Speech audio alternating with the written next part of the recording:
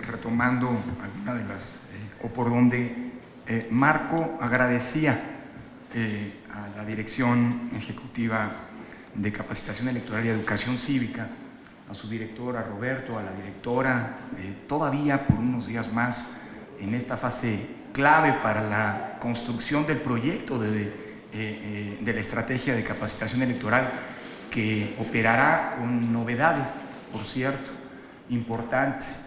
En 2017, como una prueba, como la antesala, pues de la que será el desafío institucional y democrático más grande de la historia del país, que son las elecciones de 2018. Gracias, Roberto, gracias, María Elena, y como Marco no se podía agradecer a sí mismo por ser parte de la Comisión de Educación Cívica, de Capacitación y Educación Cívica, gracias a quienes integraron tanto las Comisiones Unidas en su momento como ahora la de Capacitación Electoral y Educación Cívica, por su comprometido esfuerzo para que hoy estemos aquí cerrando este ejercicio de recopilación de estos testimonios por parte de nuestros CAEs y por parte de los funcionarios que operaron las casillas en la elección de 2014-2015. Creo que en ningún lugar del mundo es tan válido la expresión de que, como en México, la expresión de que las elecciones las hacen los ciudadanos. Las elecciones en México son apropiadas por los ciudadanos y es gracias a los ciudadanos que las elecciones se realizan. Y no me refiero solamente a los millones y millones de ciudadanos que ejercen su derecho político de votar y con ello decidir los destinos políticos de nuestra comunidad, sino a quienes con compromiso deciden instalar las casillas, que son los puntos neurálgicos de todo proceso electoral en nuestro sistema político democrático.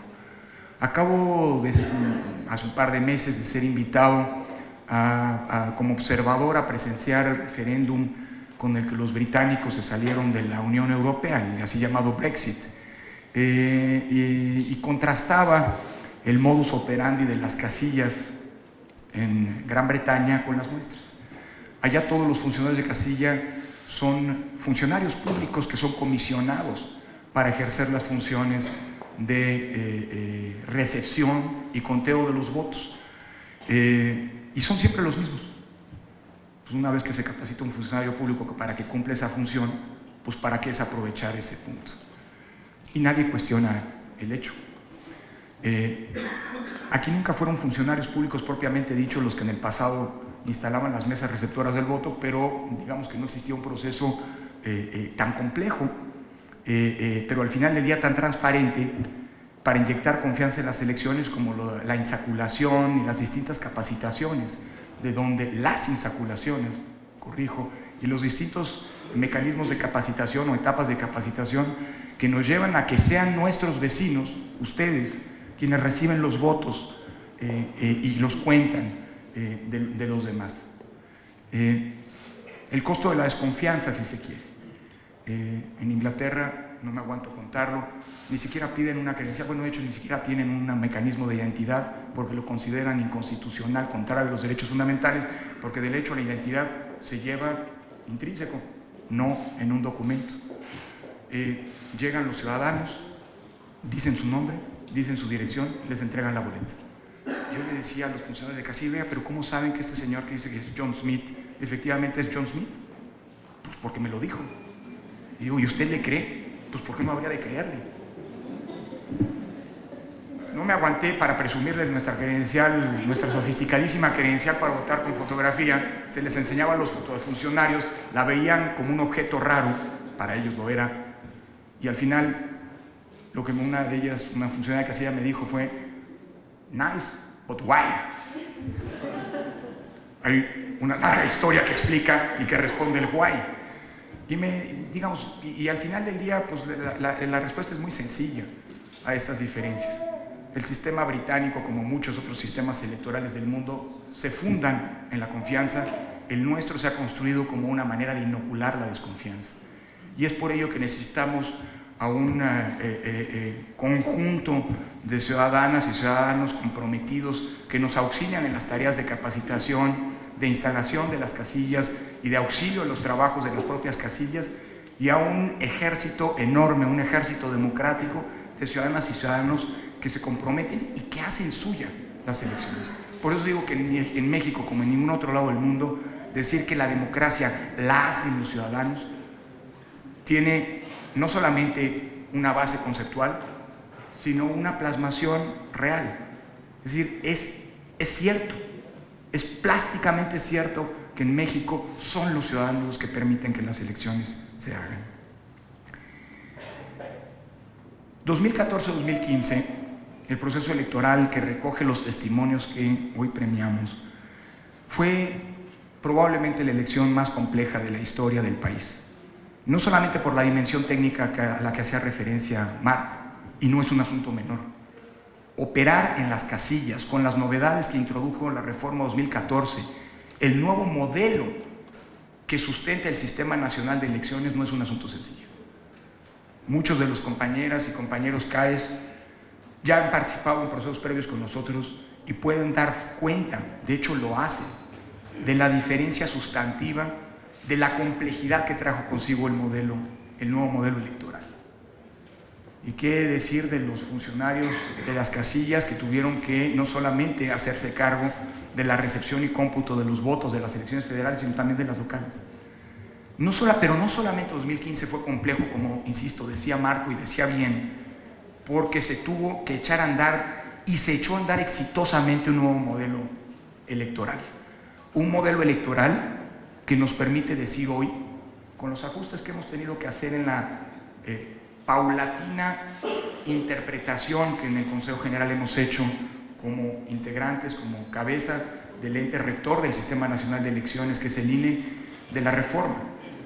Es esa experiencia la que ustedes pusieron en práctica exitosamente, las que nos permite decir que con las reglas, con el modelo actual, con las reglas que tenemos, podemos ir ciertos de que desde el punto de vista de la dimensión técnica, las elecciones por venir, las de 2017, pero sobre todo las de 2018, están seguras.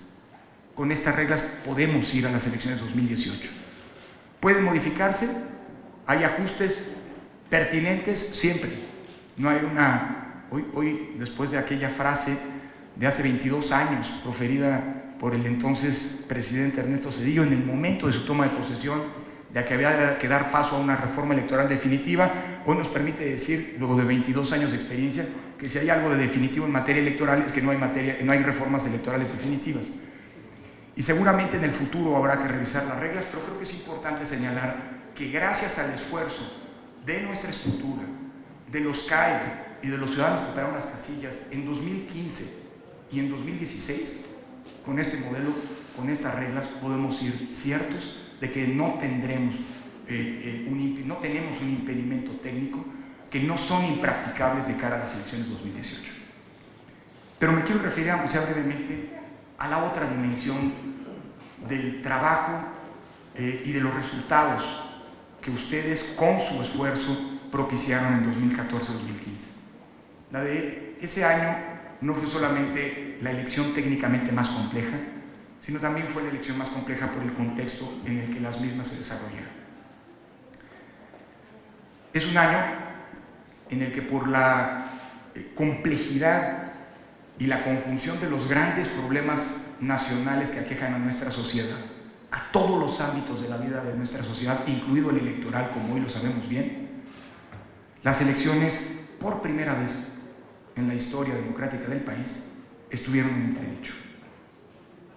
Nunca antes habíamos estado tan cerca de tener que tomar una decisión que habría puesto en tela de juicio la viabilidad de nuestra democracia. Estuvimos muy cerca de llegar al extremo de cancelar elecciones. Y cuando una elección no se realiza, así sea en un municipio, así sea en un distrito electoral, la democracia se agrieta. Y sin embargo, logramos construir un orden democrático en 2014, en 2015, que permitió que las elecciones se realizaran en todo el país. en todos y cada uno de los 300 distritos electorales federales. Ese orden democrático al que hago referencia es el resultado de la conjunción de la actuación de tres grandes actores. En primer lugar, de las autoridades electorales. Y cuando hablo de autoridades electorales, yo estoy hablando de las cabezas de las mismas. Creo que, como se dice coloquialmente, honor a quien honor merece, y creo que los funcionarios que en su papel de capacitadores y asistentes electorales fueron el brazo operativo que nos permitió que en todo el país se instalaran las casillas y que en todo el país pudieran los ciudadanos emitir su voto con los resultados que conocemos. Una vez más, aquellos fenómenos que son típicamente democráticos: elecciones competidas, resultados inciertos antes de que se computen los votos, alternancias, al final del día gobiernos divididos, que son parte del paisaje ordinario de la democracia. Una vez más se reiteró como parte de la normalidad democrática de nuestro país. Cuando pienso en los capacitadores y asistentes electorales, en nuestros capacitadores y asistentes electorales que operaron en 2015 y también los que lo hicieron el año siguiente, este año, en 2016, me vienen a la mente las palabras aquellas de Winston Churchill cuando, al cabo de la llamada batalla de Inglaterra, cuando con una inferioridad numérica y técnica sorprendente frente a la poderosa Luftwaffe alemana, lograron impedir la invasión que por la vía del aire estaban planteando las fuerzas nazis, las fuerzas del eje. Decía Churchill, y dijo Churchill entonces: nunca tantos le habían debido tanto a tan pocos. Creo que nunca tantos le hemos debido tanto a tan pocos, ustedes, nuestros capacitadores y asistentes electorales. El orden democrático se debe pues a la actuación, a la conjunción de los esfuerzos de las autoridades electorales, la nacional y las locales, pero también de las instancias de seguridad, las instancias encargadas de hacer prevalecer el orden público, esas condiciones mínimas que son indispensables para que las elecciones puedan realizarse en libertad y en paz. Y no hemos escatimado nunca el reconocimiento al acompañamiento que las instancias de seguridad, sobre todo federales, aunque también locales, tuvieron en la construcción de ese orden democrático y permitieron que el trabajo de los CAEs, con todos los contratiempos, con todos los sacrificios, con todo, hay que decirlo, el riesgo, bien llevado, bien sobrellevado, que nos permitió, a pesar de las condiciones de conflictividad social y de inseguridad, pudiera instalarse las casillas, prácticamente la totalidad de las casillas que tenemos previstas. Pero en tercer lugar, el tercer componente, el tercer gran actor, el fundamental para que el orden democrático hubiera podido concretarse, son los ciudadanos. Son ustedes, funcionarias y funcionarios de casilla, que asumieron la responsabilidad, en ocasiones, en contextos sumamente adversos, de permitir las condiciones para que las y los ciudadanos mexicanos pudiéramos ejercer nuestro derecho político fundamental de votar. Y por supuesto los ciudadanos que al final del día, a lo largo de aquella jornada electoral, emitieron su voto y permitieron con ello la recreación de la vida democrática.